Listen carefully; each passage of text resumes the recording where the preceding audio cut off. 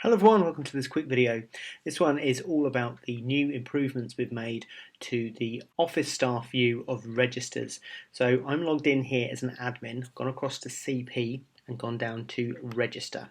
Now if you've used the CP registers as a member of the office staff, then you may notice a change here. We've made no changes to the functionality, we've just increased upon it. So there's some new additions here.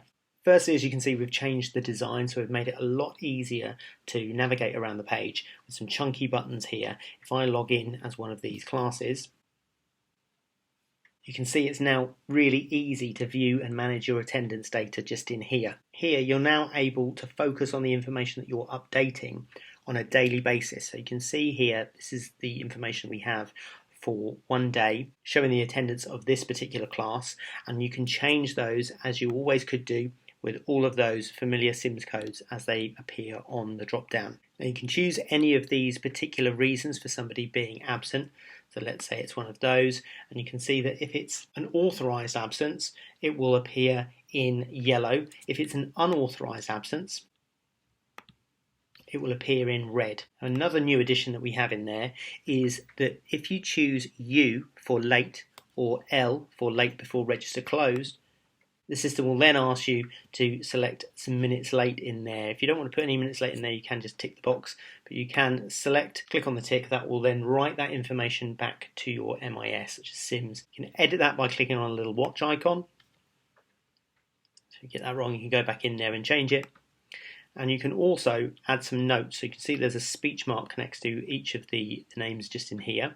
So you can click on there to put some comments in. Those comments will again be written back to your MIS, so Sims, and it will also go across to the teacher's register. So when they look at their register, they will see that note pulling across there. If you don't put a mark in there at all, so if this is the first time you're using this in the morning, there's no marks in there, you won't be able to add a comment until you've selected a mark for that particular student. Worth just pointing out with your minutes late, now Sims will allow us to send that information into Sims, so your minutes late will go into Sims that way, but Sims won't allow us to take that information to display it on here, so just be aware of that when you're putting your minutes late in.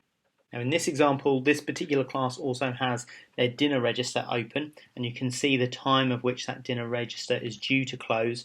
So instead of having to go across to e-dinners, as you would do in the past, and change your dinners there, you can now change it all in the one place. You can just change the dinner from the drop down that's on the right hand side there. You can change them from e-dinners as well, and it will automatically update your registers here. So if you prefer doing it that way, then you can continue doing that, and it will update your registers immediately.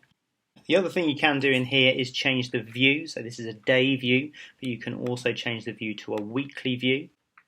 And you can amend your attendance marks in exactly the same way. And again, those color codes will appear for unauthorized, authorized, or present marks. Save your register directly from there, as usual. And you can use the search options here to skip to another class,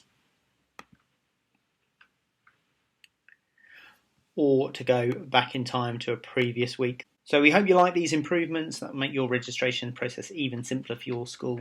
But if you need any further advice, then by all means go through to the Academy or give our support team a call and we can talk it through with you. So I hope that's been useful to you, and I'll speak to you again soon.